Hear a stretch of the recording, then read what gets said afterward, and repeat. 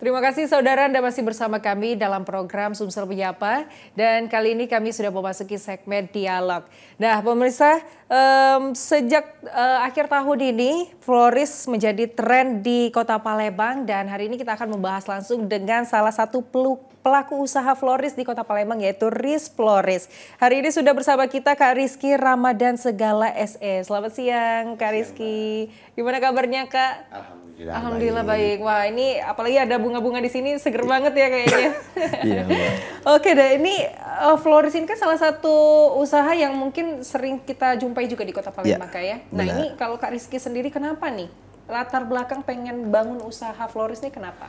Oke, sebenarnya sih kalau kita bicara kenapa mau pilih ini sebenarnya tuh nggak sengaja juga Mbak. Sebenarnya nggak sengaja. Cuman kan kita tuh dulu waktu saya masih zaman kuliah ada dosen saya yang main usahanya papan bunga tapi dia jadi kan sering ngobrol sama dia zaman kuliah. Jadi saya tuh ditawarin lah sama dia istilahnya mau buka nggak floris tapi dia mainnya ke buket-buketan aja. Nah, cuman dianya nggak tahu ini ngambilnya di mana posisi tempat pengambilan barang. Kebetulan memang ada tetangga saya, dia memang orang Bandung.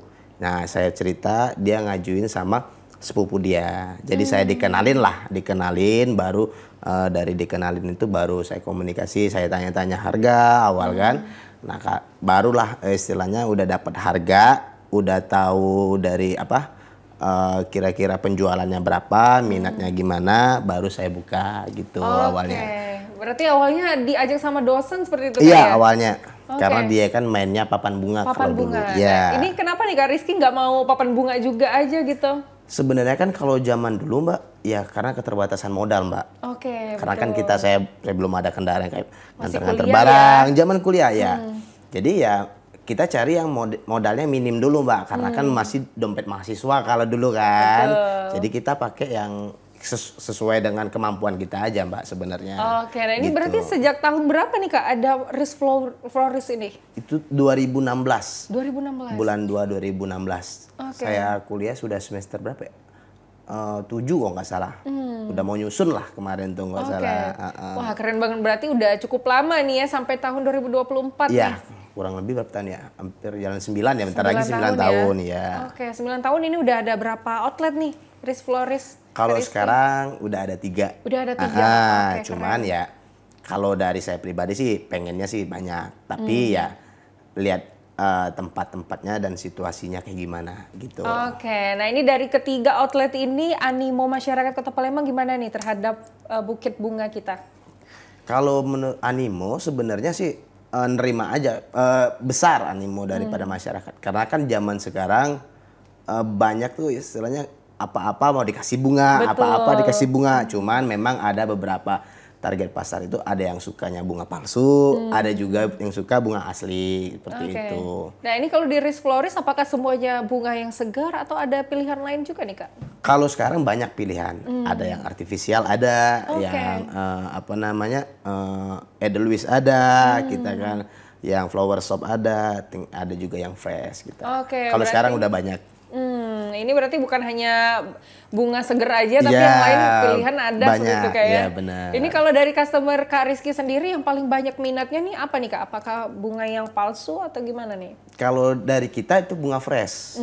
Karena kita awal mulanya kan memang mulainya dari bunga fresh. Mungkin sudah ke apa namanya istilahnya sudah ada capan kalau bunga fresh kesini kayak gitu. Nah, jadi kita masih dominannya bunga fresh.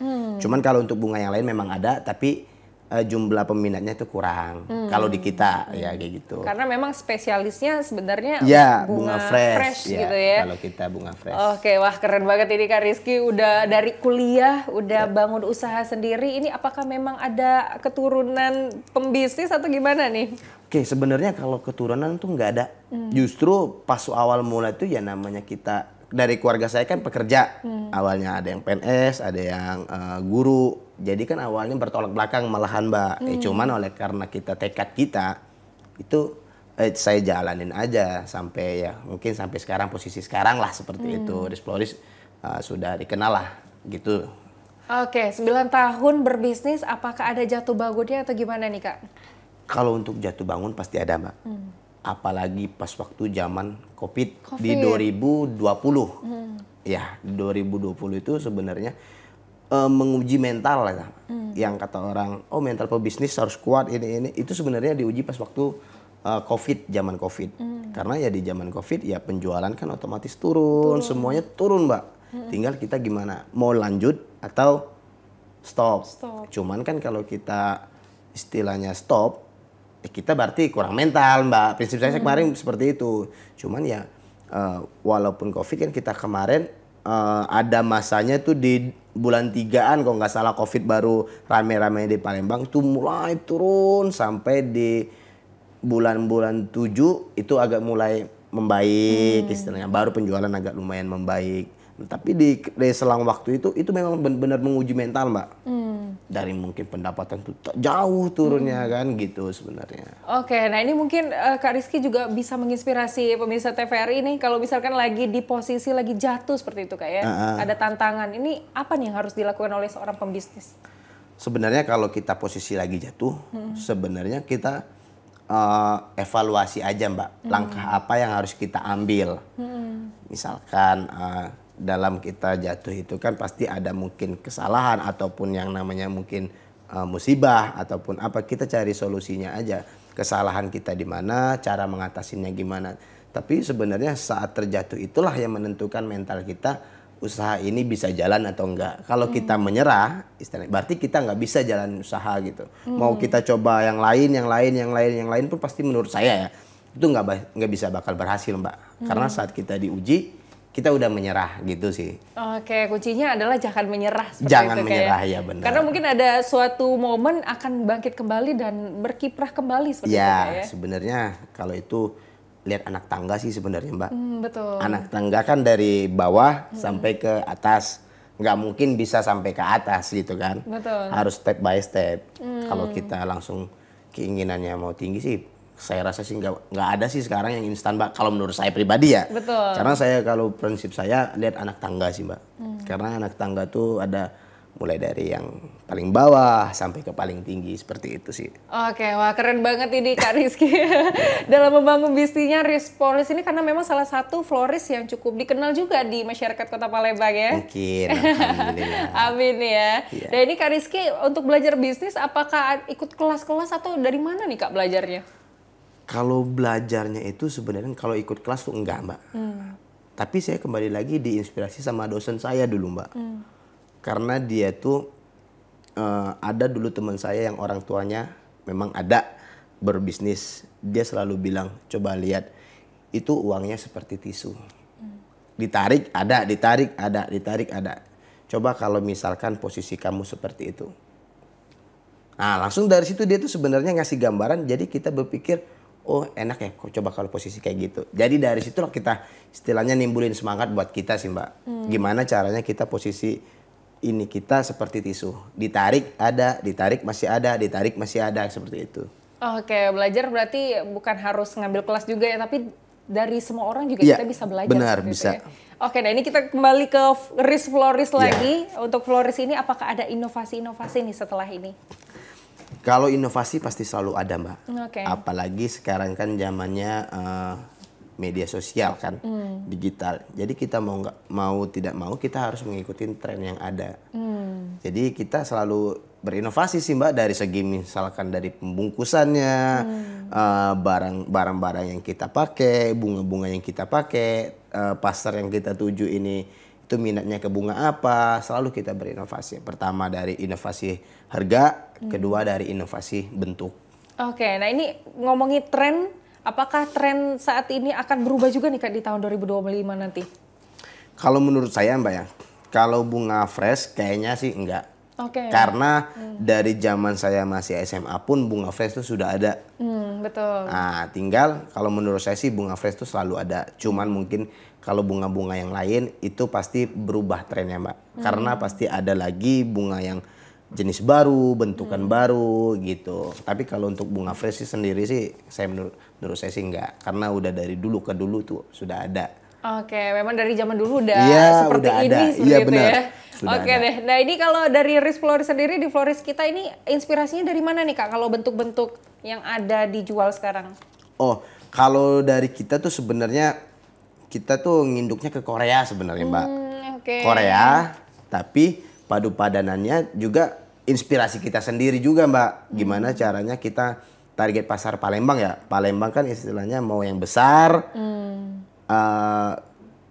tapi bagus. Nah, jadi kita padu padankan Mbak.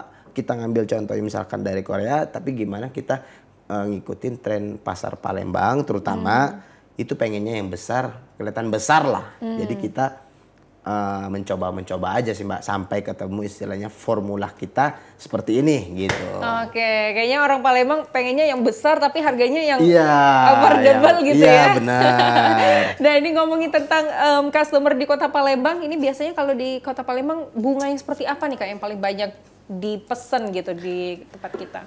Kalau di Kota Palembang sebenarnya buket-buket yang bisa dipegang seperti ini Mbak. Kebanyakan. Karena mereka kan ini semua kalangan bisa pakai.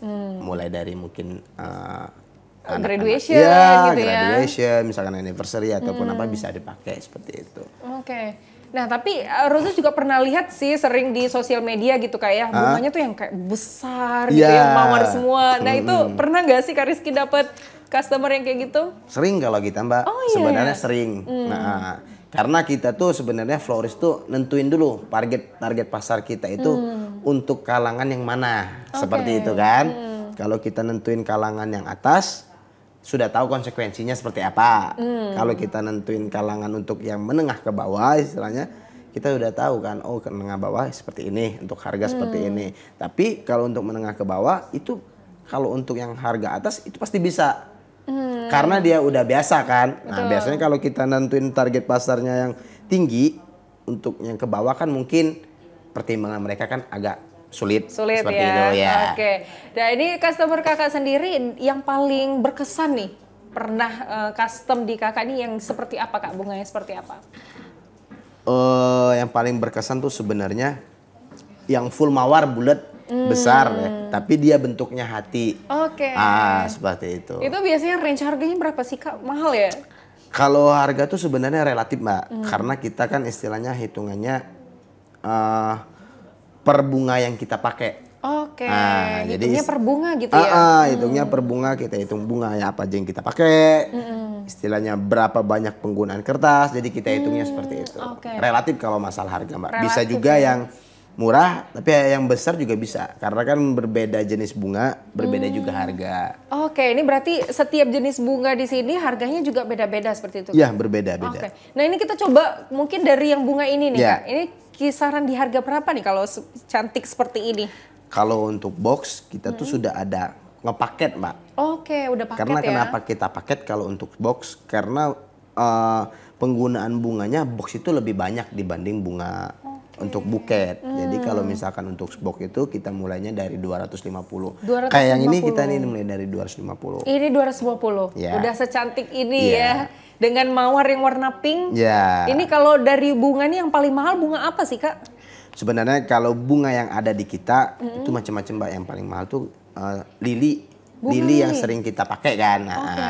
Cuman kalau yang untuk bunga yang lokalan tapi yang harganya ini paling kita di mawar sih.